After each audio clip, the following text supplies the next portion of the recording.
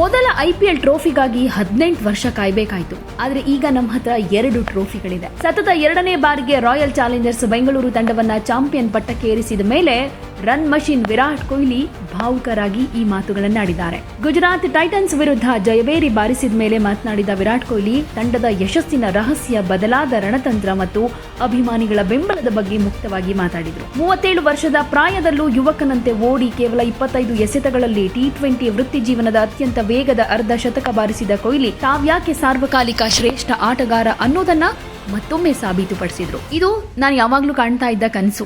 RCB ಪರ final ಪಂದ್ಯದಲ್ಲಿ ಗೆಲುವಿನ ರನ್ ಬಾರಿಸಬೇಕು ಅಂತ ತುಂಬಾ ಸಲ ಅನ್ಕೊಂಡಿದ್ದೆ. ಈ ಕನಸು ನನಸಾಯ್ತು. ಈ ಕ್ಷಣ ಅತ್ಯಂತ ಮಧುರವಾಗಿದೆ ಅಂತ ಖುಷಿಯನ್ನ ವ್ಯಕ್ತಪಡಿಸಿದ್ರು. ತಮ್ಮ ಬಿರುಗಾಳಿ ಬ್ಯಾಟಿಂಗ್ ಬಗ್ಗೆ ಕೇಳಿದ ಪ್ರಶ್ನೆಗೆ ಉತ್ತರ ಕೊಟ್ಟ ಅವರು, ಇಂದಿನ T20 ಕ್ರಿಕೆಟ್ನಲ್ಲಿ ಅಸಾಧಾರಣ ಪ್ರತಿಭೆಯುಳ್ಳ ಯುವ ಆಟಗಾರರು ನಮ್ಮ ಮೇಲೆ ಒತ್ತಡ ಹೇರ್ತಿದ್ದಾರೆ. ಅವರ ವೇಗಕ್ಕೆ ಸರಿ ಹೋಗೋ ಹಾಗೆ ನಾವು ನಮ್ಮ ಆಟವನ್ನ ಅಪ್ಗ್ರೇಡ್ ಮಾಡ್ಕೊಳ್ಬೇಕು. ಇದಕ್ಕಾಗಿ ನಾನು ನನ್ನ ಆಟವನ್ನೇನೋ ಬದಲಾಯಿಸಲಿಲ್ಲ, ಬದಲಿಗೆ ನನ್ನ ಆಲೋಚನಾ ಶೈಲಿಯನ್ನ ಬದಲಾಯಿಸಿಕೊಂಡೆ. ಬೌಲರ್ಗಳ ಮೇಲೆ ಮುಗಿಬಿದ್ದು ರನ್ ವೇಗ ಹೆಚ್ಚಿಸೋದು ಅನಿವಾರ್ಯವಾಗಿತ್ತು ಅಂತ ಹೇಳಿದ್ರು. ಈ ಬಾರಿಯ ಸೀಸನ್ನಲ್ಲಿ ತಮಗೆ ಅತಿ ಹೆಚ್ಚು ಸಂತೋಷ ಕೊಟ್ಟ ವಿಚಾರವನ್ನು ಕೂಡ ವಿರಾಟ್ ಹಂಚಿಕೊಂಡ್ರು. ತಂಡದ ಒಗ್ಗಟ್ಟನ್ನ ಶ್ಲಾಘಿಸಿದ್ರು. ಈ ಸಲ ಮೊದಲ 10 ಪಂದ್ಯಗಳಲ್ಲಿ ನಮ್ಮ ತಂಡದ 8 ಬೇರೆ ಬೇರೆ ಆಟಗಾರರು ಪಂದ್ಯ ಶ್ರೇಷ್ಠ ಪ್ರಶಸ್ತಿ ಪಡ್ಕೊಂಡಿದ್ದಾರೆ. ಇದರ ಅರ್ಥ ಇಡೀ ತಂಡ ಕೇವಲ ನನ್ನ ಹೆಗಲ ಮೇಲಷ್ಟೇ ಕೂತಿಲ್ಲ, ಮೈದಾನಕ್ಕೆ ಇಳಿಯುವಾಗ ಪ್ರತಿಯೊಬ್ಬ ಆಟಗಾರನೂ ಪಂದ್ಯ ಗೆಲ್ಲಿಸಬಲ್ಲ ಅನ್ನೋ ನಂಬಿಕೆ ಮೂಡಿಸಿದೆ. Josh Hazlewood, Bhuvneshwar Kumar, Jacob Duffy, Krunal Pandya ಅವರಂತಹ ವಿಶ್ವ ದರ್ಜೆಯ ಬೌಲಿಂಗ್ ನಮ್ಮ ಬಲವಾಗಿತ್ತು. ಯುವ ಬೌಲರ್ ರಸಿಕ್ ಸಲಾಂ ಈ ಸೀಸನ್ನಲ್ಲಿ ಅದ್ಭುತವಾಗಿ ಬೌಲಿಂಗ್ ಮಾಡಿದ್ರು ಅಂತ ಖುಷಿ ವ್ಯಕ್ತಪಡಿಸಿದ್ರು. ನಮ್ಮ ಮೊದಲ ಗುರಿ ಅಂಕಪಟ್ಟಿಯಲ್ಲಿ ಅಗ್ರಸ್ಥಾನಕ್ಕೆ ಇರೋದಾಗಿತ್ತು. ಅದಾದ್ಮೇಲೆ ಎದುರಾಳಿ ತಂಡ ಯಾವ ಜರ್ಸಿ ತೊಟ್ಟಿದೆ ಅನ್ನೋದು ನಮಗೆ ಮುಖ್ಯ ಆಗಿರಲಿಲ್ಲ. ನಾವು ಪ್ರತಿಯೊಂದು ತಂಡವನ್ನ ಗೌರವಿಸ್ತೀವಿ, ಯಾರನ್ನೂ ಅನಾವಶ್ಯಕವಾಗಿ ಕೆಣ್ಕೋಕ್ ಹೋಗೋದಿಲ್ಲ. ನಮ್ಮ ತಂಡದಲ್ಲಿ ಅನುಭವಿ ಮತ್ತು ಪ್ರಬುದ್ಧ ಆಟಗಾರರಿದ್ದಾರೆ. ದೊಡ್ಡ ಪಂದ್ಯಗಳಲ್ಲಿ ಹಿರಿಯ ಆಟಗಾರರು ಜವಾಬ್ದಾರಿ ತಗೋಬೇಕು. ಗುರಿ ಬೆನ್ನಟ್ಟುವಾಗ ಎದುರಾಳಿಗಳು ನನ್ನನ್ನ ಬೇಗನೆ ಔಟ್ ಮಾಡೋಕ್ ನೋಡ್ತಾರೆ ಅನ್ನೋದು ಗೊತ್ತಿತ್ತು. ಆದ್ರೆ ನನ್ನ ವಿಕೆಟ್ ಬಿದ್ರೂ ಪಂದ್ಯವನ್ನ ಇನ್ನೂ 3-4 ಓವರ್ ಬಾಕಿ ಇರುವಂತೆ ಗೆಲ್ಲಿಸಬಲ್ಲ ಚಾಂಪಿಯನ್ ಆಟಗಾರರು ನಮ್ಮ ತಂಡದಲ್ಲಿ ಆ ಸಂಪೂರ್ಣ ವಿಶ್ವಾಸ ನನಗೆ ಇತ್ತು ಅಂತ ಆತ್ಮವಿಶ್ವಾಸವನ್ನ ವ್ಯಕ್ತಪಡಿಸಿದ್ರು.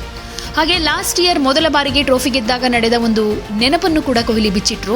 ನಾವು ಕಳೆದ ವರ್ಷ ಚಾಂಪಿಯನ್ ಆದಾಗ ನಮ್ಮ ಕ್ರಿಕೆಟ್ ನಿರ್ದೇಶಕ ಮೊಬೊಬಾಟ್ ಅವರು, ಇದು ನಮ್ಮ ಪ್ರಯಾಣದ ಅಂತ್ಯವಲ್ಲ, ಮುಂದಿನ ವರ್ಷವೂ ಸತತವಾಗಿ ಟ್ರೋಫಿ ಗೆಲ್ಲಬೇಕು ಅಂತ ಹೇಳಿದ್ರು. ಅದೇ ಸ್ಫೂರ್ತಿಯನ್ನ ನಾವು ಉಳಿಸ್ಕೊಂಡ್ವಿ. ಇಂದಿನ ಪಂದ್ಯದ ಆರಂಭದಲ್ಲೇ ನಾನು ವೆಂಕಟೇಶ್ ಅಯ್ಯರ್ ಅವರಿಗೆ ಪವರ್ ಪ್ಲೇನಲ್ಲೇ ಪಂದ್ಯವನ್ನ ತಮ್ಮತ್ತ ತಿರುಗಿಸಬೇಕು ಅಂತ ಹೇಳಿದ್ದೆ. ನಮ್ಮಲ್ಲಿ ಸ್ಪಷ್ಟತೆ ಇತ್ತು. ಈ ಸಲ ತಂಡದಲ್ಲಿ ಅದ್ಭುತ ಸಮತೋಲನ ಇತ್ತು.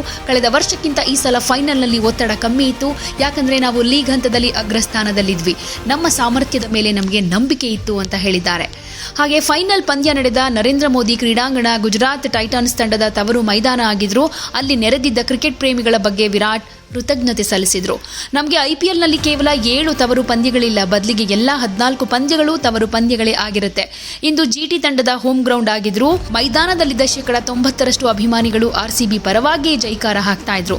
ನಮ್ಮ ಹಿಂದೆ ಸದಾ ಇಷ್ಟೊಂದು ದೊಡ್ಡ ಅಭಿಮಾನಿ ಬಳಗ ಇರೋದಕ್ಕೆ ನಾನು ಯಾವಾಗ್ಲೂ ಕೃತಜ್ಞನಾಗಿರ್ತೀನಿ ಅಂತ ಅಭಿಮಾನಿ ದೇವರಿಗೆ ಕೈ ಮುಗಿದ್ರು ವಿರಾಟ್ ಕೊಹ್ಲಿ.